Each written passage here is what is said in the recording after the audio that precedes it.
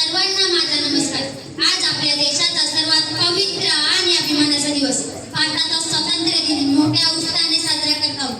आज तिरंगा आकाशात दिमाखाने फडकत आहे, पण हा तिरंगा आपल्याला एक प्रश्न विचारतो, या स्वातंत्र्यासाठी कित्येक जणांनी आपल्या प्राणाचे बलिदान दिले याची आपल्याला जाणीव आहे का?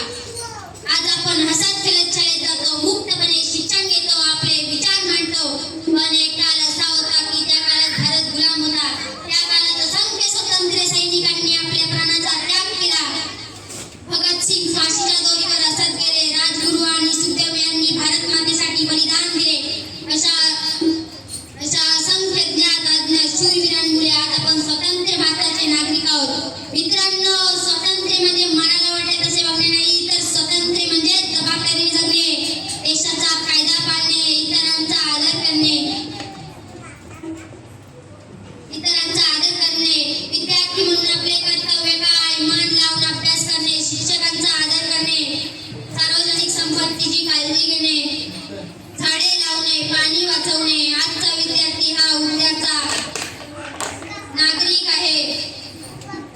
मित्रांनो, आज दानपेटी मंदिरात आहे, ती दानपेटी मंदिरात न ठेवता आपल्या कोणत्याही शाळेमध्ये ठेवली पाहिजे। हे का? कारण कित्येक मंदिरांमध्ये कोटी रुपयांची चोरी झाली, आणि ही चोरी कोणी केली? तर त्या मंदिरातल्या पुजाऱ्यांनी। म्हणून मला असे सांगावेसे वाटते की दानपेटी कोणत्याही शाळेमध्ये ठेवली पाहिजे।